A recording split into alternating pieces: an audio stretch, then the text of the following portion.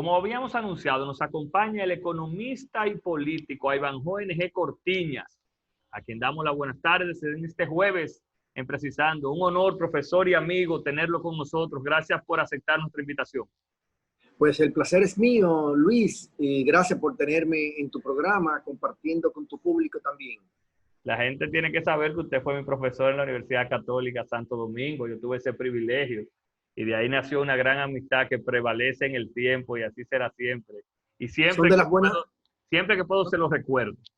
Son de las buenas cosechas. Es así, es así. Profe, ¿cómo está todo? ¿Cómo le ha ido en esta cuarentena? Cuéntenos un poquito cómo ha tenido que reinventarse un hombre activo, un hombre de libros, pero también un hombre de política, un hombre que anda en el medio. Bueno, tú sabes que uno tiene que crecerse en las dificultades y esta es una dificultad sanitaria y también económica y social por demás. Y esto ha hecho que todos nos reinventemos de alguna manera. El hecho mismo de que estemos haciendo esta entrevista a través de una plataforma virtual es una demostración, un indicativo de lo que estamos afirmando. Y además también porque hasta la forma de ejercer una profesión, de hacer política, también ha cambiado en el país. Nos parecemos ya casi a un país desarrollado, con poca contaminación visual, con poca contaminación auditiva, y eso es la parte positiva, si se quiere, que uno puede extraer de esta mala experiencia de la epidemia del COVID.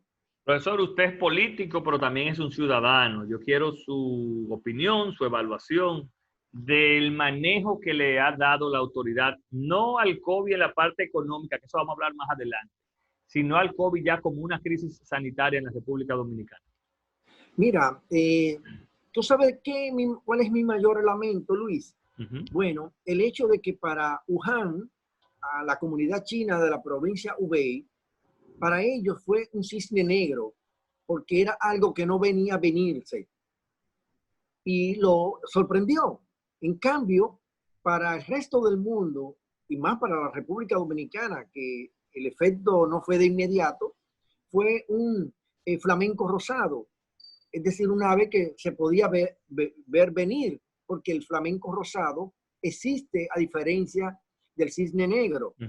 Entonces, al nosotros poder estar apercibidos y no lo estuvimos, pues pudimos habernos planificado y a nivel de políticas públicas sanitarias y evitar o al menos mitigar el impacto que ha estado teniendo a nivel sanitario, a nivel social. Y entonces, por eso yo digo que lo lamento, porque pudimos perfectamente haber disminuido notablemente estos efectos negativos. De manera que... ¿Usted entiende las medidas se empezaron a tomar tarde, licenciado? No, y además de tarde, de baja calidad. Tarde por lo que acabo de decir, o sea, pudimos haber cerrado los aeropuertos más temprano, pudimos haber cerrado la frontera más temprano, pudimos establecer políticas de confinamiento no general, sino focalizado en aquellos ciudadanos. Por ejemplo, el italiano que se considera aquí que fue el paciente cero, se pudo haber confinado, aislado a todo el que tuvo contacto con él. Igual la señora de San Francisco de Macorís, que fue de las primeras cuando vino de Italia, pudo haberse también hecho lo propio. Y sin embargo, esas cosas de confinamiento parcial, focal, no se hicieron para luego tener que tomar la medida que ya se han tomado y que lamentablemente causa, aunque uno no lo quiera, los efectos negativos que estamos viendo a nivel social y a nivel económico. Por eso yo digo que no es solamente que fue tardío, sino también que fue de mala calidad, porque en adición a ello no se estableció una política de hacer pruebas mucho más masiva que la que se hizo originalmente, al punto que al principio era un solo laboratorio el que podía hacer la prueba, estaba monopolizado y no tenía los suficientes reactivos para poder hacer pruebas en una cantidad importante. De ahí entonces que sin darnos cuenta o por falta de previsión, vino más pronto que de lo que nos habíamos imaginado, lo que se denomina el contagio comunitario. Y por eso hoy día tenemos el nivel de contagiados que ya registra Salud Pública y el nivel de fallecimiento también. Muy lamentable ambos casos. Hemos visto a la Fuerza del Pueblo que usted representa, que cuenta en sus filas con doctores muy prestigiosos, incluso ministros de salud que en su momento tuvieron mucho éxito, como es el caso del doctor Bauta Rojas, cuestionar el tema de las pruebas masivas y el confinamiento, elaborando un mapa epidemiológico. ¿A esto que usted se refiere? ¿A políticas claras para confinar a los infectados, licenciado? Definitivamente. Es tanto así que todavía hoy día, que estamos ya a 2, 3 meses de haberse producido esta pandemia ya internacional, por eso es pandemia, una persona es identificada y se le hace la prueba y da positivo, y usted no observa, no aprecia una política pública sanitaria que obligue a que esa persona quede confinada y se le dé seguimiento, pero al mismo tiempo, mucho menos hacen con todo aquel que ha tenido contacto con esa persona y lo dejan a la libre determinación de ellos, a su cooperación, que bueno, no es malo que se haga un llamado de ese tipo, pero sobre ello hay que tener una política más coercitiva que obligue a esas personas a mantenerse en un radio de acción de manera tal que el contagio no se expanda, no se propague en la dimensión que ha estado aconteciendo. Por ello es que todavía la tasa de contagio en el país está sobre el 1.04. Eso significa que cada contagiado contagia a más de una persona. Y mientras eso se mantenga, esa tasa de contagio, pues obviamente la curva de expansión del COVID no se aplanará y mucho menos bajará. Profesor, usted es un hombre que ha ocupado diferentes posiciones en el Estado Dominicano. Hemos visto con mucha sorpresa que el Estado ha sido incapaz de siquiera alquilar un avión y mandar a buscar insumos. ¿Cómo es el tema? ¿Es tan difícil para un Estado en momentos como los que vivimos, profesor, ejercer su autoridad, ejercer su liderazgo? Definitivamente que no, porque si una empresa en particular lo puede hacer, imagínense si un Estado no lo podría, porque en primer lugar, porque los gobiernos, de gobierno a gobierno, se dan más facilidades que a una empresa privada, porque se trata de relaciones comerciales, diplomáticas, comerciales, económicas, que obligan a los estados a ser recíprocos.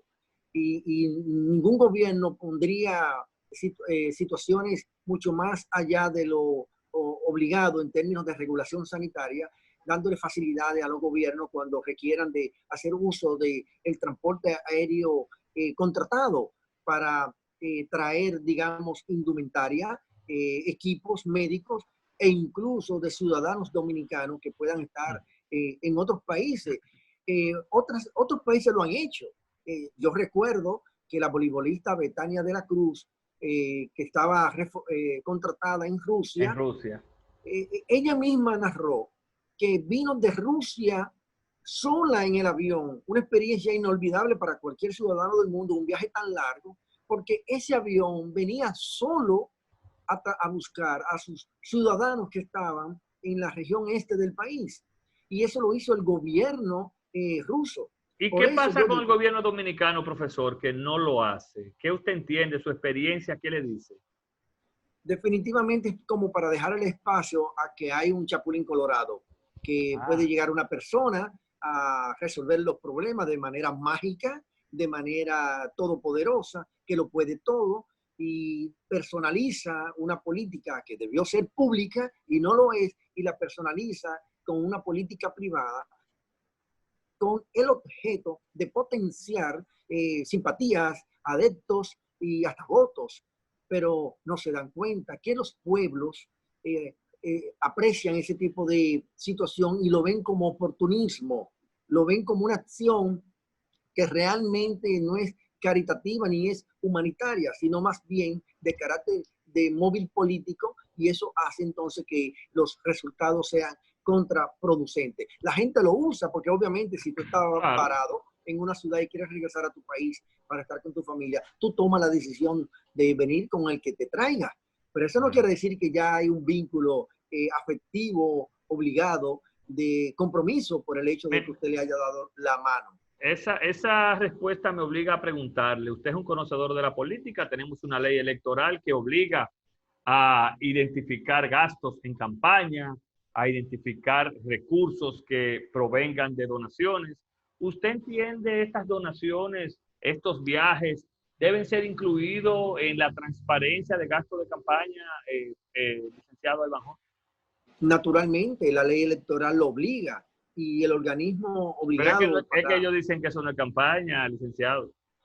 bueno, si no fuera campaña, usted no vería a su candidato en el frente de batalla, digamos, dirigiendo esos supuestos operativos humanitarios o sociales. No tiene una connotación política. Usted no ha visto también el rol de la vicepresidenta, que a su vez es candidata, que ha pasado a tener un rol ejecutivo cuando el presidente está en plenas facultades para hacerlo, como el que más. Y sin embargo, usted casi semanalmente con un discurso. Es ¿Cuándo que usted ella es había que visto? maneja, es que ella es que maneja la política social. Dice el gobierno que es a ella que le corresponde. ¿Y cuándo antes que esto a ella le habían dado ese protagonismo? Que me señalen un solo discurso de formalidad que en donde ella haya tenido ese protagonismo que se puede apreciar en las Mire, últimas semanas. le escriben por aquí que a ella le negaban hasta los salones en el Palacio Presidencial para actividades. Ni siquiera la invitaban a otras actividades, incluso de protocolo, que le corresponde, no por ser ella, sino por ser la figura vicepresidencial, que son cosas que deben Entonces, ¿usted respetarse. entiende, debe reportarse esos gastos y todo lo que está haciendo el candidato como gasto de campaña y transparentarse?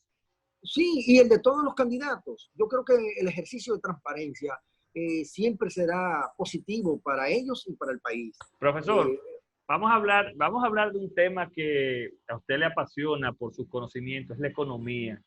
¿Qué es lo que viene, profesor, a partir de esta pandemia en términos económicos para el mundo, para que pueda responder en amplio y de ahí partir con las preguntas, pero sobre todo para la República Dominicana?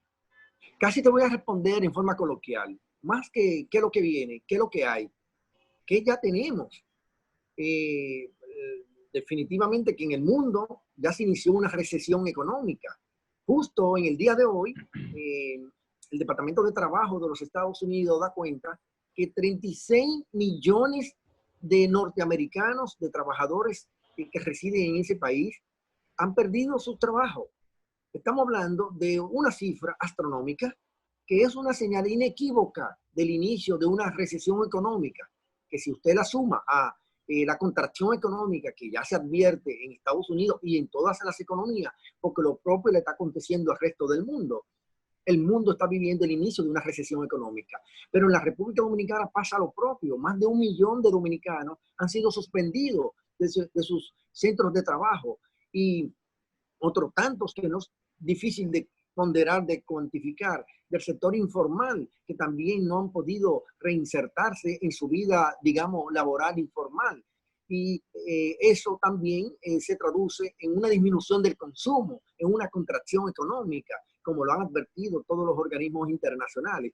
De manera que ya tenemos un efecto económico negativo sobre la economía nacional, y lo peor de todo es que eso va a costar mucho para poderse recuperar, porque no solamente por el costo que ya tiene, sino también porque no es lo mismo una recuperación partiendo de una situación tan adversa como la que estamos viviendo, en la que el tema sanitario todavía no está definido ni estaría por definirse, al menos en el próximo año.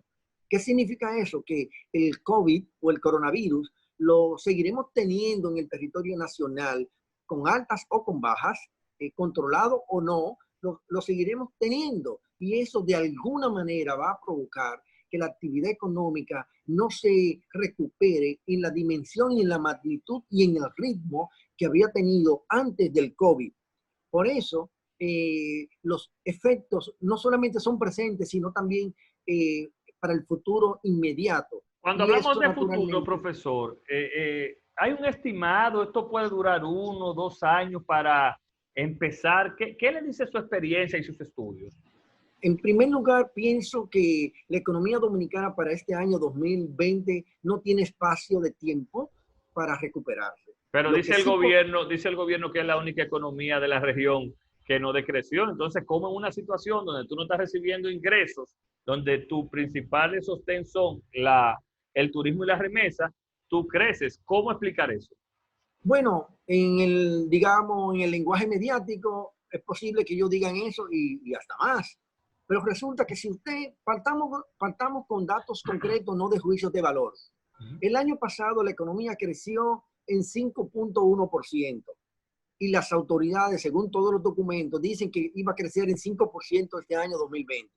Si ya la economía no va a crecer, como dice el Banco Mundial, que va a ser cero, que no tendrá ni decrecimiento negativo, pero tampoco va a crecer. ¿Qué significa eso?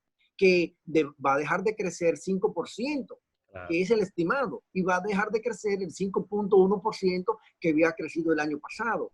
Pero si a usted eso le agrega que la población todos los años en países como el nuestro crece. ¿Usted sabe cuántos dominicanos más van a nacer en el año 2020? 100.000 nuevos dominicanos. Para que el público que nos escucha y nos ve, pongamos un ejemplo de un hogar. Si en una familia dominicana típica de 4 personas, de buenas a primeras, le llega una quinta persona, la suegra, un primo, un hermano, y se queda a vivir un tiempo en esa casa con el mismo presupuesto, pues obviamente, Hay un déficit. exacto, con los ingresos que usted disponía, no va a poder suplir con la calidad que usted suplía a 4. Porque ahora son 5. Lo mismo pasará con la economía dominicana. Como no va a crecer nada y van a haber 100.000 nuevos dominicanos, pues definitivamente la situación empeora. ¿Y qué se proyecta, profesor? ¿Qué hacer? Porque, les repito la pregunta, el turismo y las remesas son los principales fuentes de crecimiento económico en la República Dominicana externo, por los turistas y los dominicanos en el exterior. Entonces, ¿qué le espera a la República Dominicana? ¿Qué pasos recomiendan ustedes deben empezarse a dar?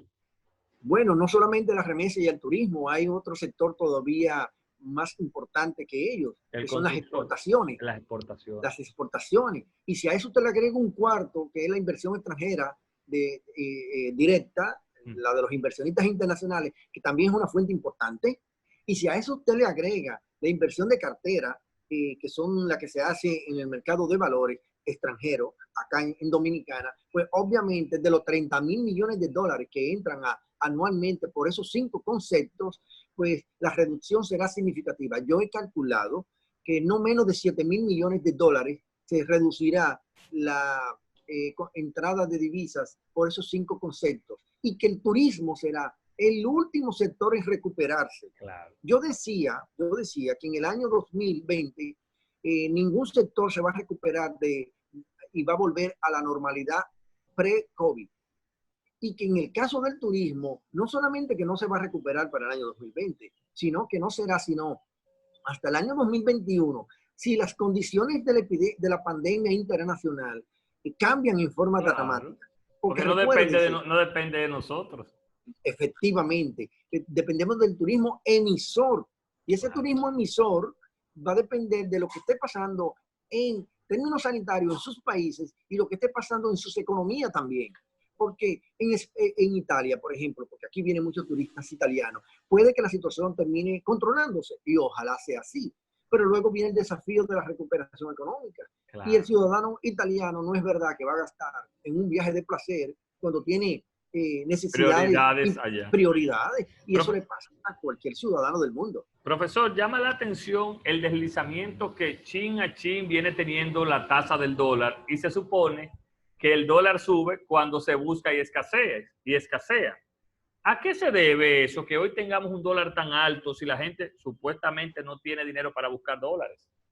Bueno, usted ha sido considerado al decir que chin a chin. Yo diría que no, que de mucho a mucho, porque estamos hablando de que la tasa de cambio al día de hoy, jueves, en algunos bancos, no voy a decir en todo, se sitúa en 57.75 en al menos 3 bancos de cierta importancia, y en otros está en 57.50 y en otros en 57.10. De manera que si usted lo compara con el 54 y algo que había a principio de año, estamos experimentando una depreciación que supera el 6%. Y estamos hablando de ventas de dólares por ventanilla hasta $1,000. Y usted sabe que las transacciones comerciales y productivas superan los $1.000, Ah, pero por creces, por ¿no? creces. Porque los $1.000 para nosotros los ciudadanos que hacemos algún tipo de compra y transacción con tarjetas de crédito. De manera que como las fuentes que originan las divisas, que son las que ya mencionamos, remesas, exportaciones, inversión, etcétera, turismo, se han contraído, pues obviamente, como hay menor oferta de dólares en el mercado cambiario, pues, y hay mayor demanda porque el público, tanto el público general como el público inversionista, se está anclando en la moneda dura, previendo situaciones que puedan acontecer. Profesor, no quiero dejar ir el tiempo con dos preguntas. La primera, su opinión sobre la intención de la entrega del 30% de los fondos de los trabajadores en el fondo de pensiones en esta crisis. Mira, penoso, no porque estuviera de acuerdo con el 30%, porque yo no estaba de acuerdo con el 30%, ni tampoco estoy de acuerdo con el 20%. Yo estoy de acuerdo con el 9%. ¿Por qué? Porque son nada más 50.000 millones de pesos. Y esos 50.000 millones de pesos, que es el 9% de los fondos, iban a cubrir o podrían cubrir 2 meses del costo básico de la canasta básica familiar, que son 14.500 pesos cada mes. Por lo tanto, serían 29.000 pesos. Esos 29.000 pesos en total, asumiendo que todos los trabajadores demandaran esos recursos, serían 50.000 millones de pesos. Pero ¿qué pasa? Ante la oposición de sectores importantes de la vida nacional, de que no estaban de acuerdo con que los fondos de pensiones fueran a los bolsillos de los trabajadores porque iba a subir la tasa de cambio, porque iba a subir la inflación, porque no había liquidez, no eran recursos líquidos. Pero ¿qué resulta? ¿Y qué ha pasado? Y no se acaba de anunciar esta semana que el Ministerio de Hacienda colocó 40.000 millones de pesos en bonos por COVID-19 a 4 administradoras de fondos de pensiones. Eso sí que tienen recursos. Y no decían que no eran líquidos. Es verdad que no eran líquidos, pero yo siempre dije, y lo reitero aquí, que podían hacerse líquidos. Y en efecto, la misma operación que se hizo, que el Banco Central lo que hizo fue una redención anticipada para que estos recursos triangular pasaran de manos del Banco Central a manos de Hacienda, pues se hicieron líquidos en menos de 48 horas. Entonces, el argumento aquel no es cierto. Y que va a provocar inflación no sigue siendo cierto tampoco, porque los trabajadores, el 89% de lo que gasta un trabajador es comida y servicios básicos como transporte y salud, y eso no presiona el tipo de cambio y ni tampoco la inflación. Y más en una economía que se consume el 90% de lo que se produce aquí mismo. Además de que la tasa de inflación en los primeros meses de este año es negativa, de menos 0.32%. Entonces no hay presiones inflacionarias internas. Y si no la hay, no había por qué preocuparse. Pero algo, Luis Miñoso, que yo no quiero que se quede. Finalmente, dele. Sí, finalmente, porque yo creo que hay vanidad por tratar de preservar los indicadores económicos sobre los indicadores de salud. Y esa vanidad viene por el hecho de que como las autoridades saben que el 16 de agosto ya no seguirán gobernando, no quieren luego que los recuerden con indicadores económicos negativos. Y por eso han priorizado que el déficit fiscal no sea alto, que la deuda pública no sea muy alta, porque ellos no quieren que los recuerden de esa manera, porque quisieron enlodar la administración del presidente Fernández cuando satanizaron el denominado déficit fiscal del 2012, cuando ellos saben que ese déficit fiscal se hizo para evitar una recesión económica en la República Dominicana. Profesor, finalmente hay personas, especialistas que plantean una reforma tributaria y llevar la presión tributaria a un 19%, que es la tasa de la región.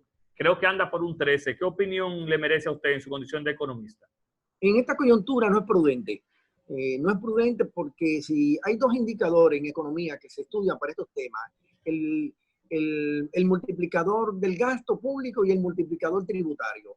Y el multiplicador tributario indica que si tú aumentas la tasa de impuesto o la baja, el impacto es mayor que si sube el gasto o si baja el gasto. Por lo tanto, una coyuntura de recesión económica como la que estamos viviendo es contraproducente subir los impuestos. Por el contrario, lo que habría es que tal vez disminuirlo y seguro deberá, y estoy de acuerdo con que lo haga, incluso lo promuevo, que se aumente el gasto público sin estar deteniéndonos en la vanidad de preservar los indicadores económicos por encima de los indicadores de salud en la República Dominicana. Profesor, finalmente las elecciones son el 5 de julio. En 30 segundos, ¿cómo va Leonel Fernández y su proyecto político? En crecimiento, en ascenso. Nosotros venimos de un partido recién formado, pero con un liderazgo que es marca en el país. Y en momentos de crisis como el que vive la República Dominicana, crisis sanitaria y crisis económica, el único candidato de los tres que están terciando con algún nivel de potencial, el único que ha pasado las pruebas de estrés, de haber lidiado con crisis severa, tanto de orden natural como fue el huracán George y como la crisis bancaria del 2004 y la crisis financiera internacional del 2008. Y crisis sanitaria incluso. Sí, sí, y también el tema de los altos precios del barril de petróleo. El único que ha pasado esas pruebas de estrés fuerte es Leonel Fernández. Por lo tanto, es la persona con la mayor destreza, con la mayor capacidad para lidiar con esta crisis sanitaria y económica y poder hacer que el pueblo dominicano sufra menos en una coyuntura tan particular de calamidad como la que estamos viviendo. Licenciado, yo creo que muy instructiva su participación. Está compelido a que antes de las elecciones nos acompañe otra vez en Precisando, ya hablar un poquito más de la crisis post-COVID y de política un poco más cerca de las elecciones. Asumo el compromiso público. Gracias al licenciado de Bajo NG Corteña. Fue nuestro invitado de este jueves en Precisando. Ustedes descansen y nos reencontramos mañana. Bye bye.